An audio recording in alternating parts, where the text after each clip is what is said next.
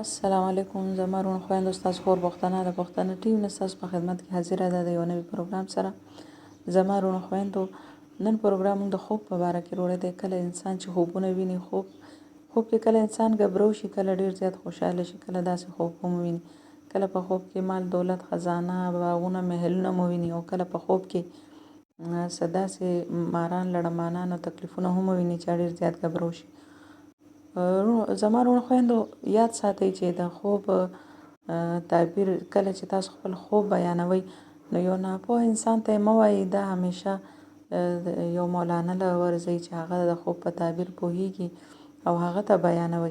او کله چې څه خوب ووینئ، نو اکثر زموږ په خوبونو کې موږ طرف ته ډېرې اشارې وي.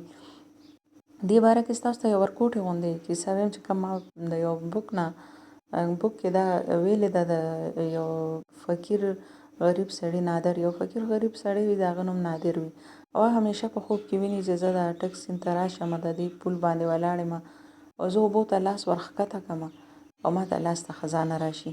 نو دا ډېر غریب دی، خو د اټک پل ته دلته د را رسېدو هم د دونه طاقت نه، خو دا خوب دی ډېر زیات ویني. نو دی را روان شي او دی پل ته ځان ورسوي. دلته چې کله دی اوبو ته لاس ښکته کوي، نو چې کوم دلته چوکیدار ولاړ، کوم سیکیورټي ګارډ ولاړ، او ورته ووایي چې دا څه کې اوبو ته به وغورځېږې، دا ته څه کې؟ دی ورته ووایي چې زه یو خوب وینم.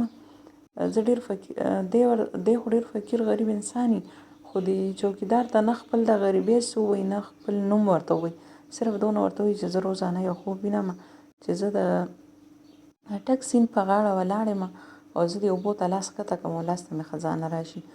نو زه چې بار بار دا خوب وینم، نو زه به د اټک سیند پل ته ځان راورسوم.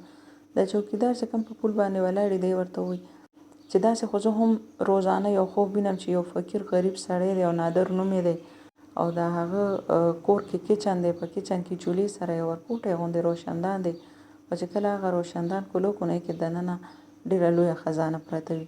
نو د دې دا مطلب نه دی چې زما دا خوب د ریښې وسواکي دی، یو غریب سړی وي او د هغه د نادر نوم او د هغه په کور کې د په کچن کې خزانې. داسې ضرور خو نه ده.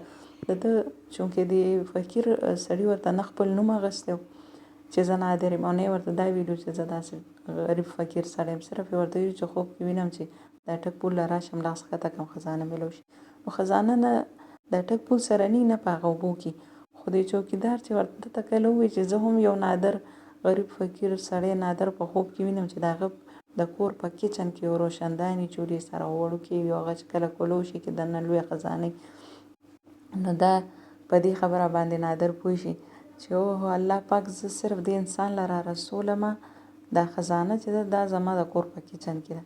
یعنی خوب کې ده لیدو خو د اټک سیند، خو چې دی کله اټک سیند ته الله پاک په خوب په ذریعه راورسوي، او د ده د خوب یعنی خزانه ده چېرته، نو هغه معلومات ولا دا چوکیدار ورکړي چې زه په خوب کې وینم چې یو غریب سړی وي، نادر نوم او د هغه د کور په کچن کې یو روشندان او په هغه روشندان کې ډېر لویه خزانه پرته.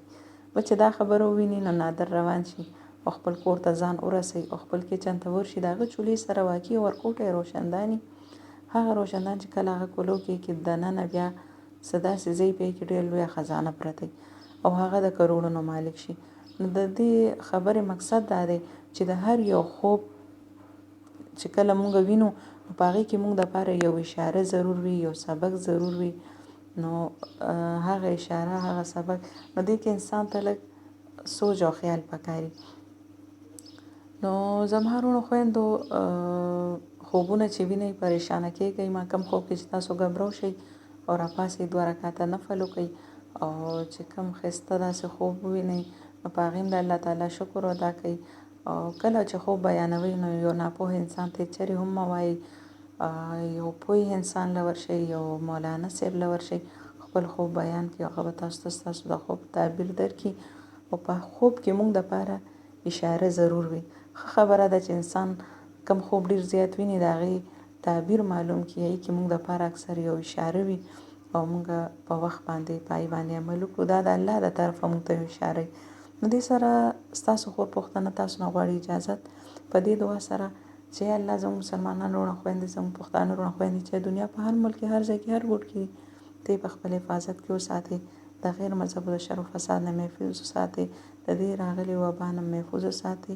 په لوی الله سپارم د الله په امان.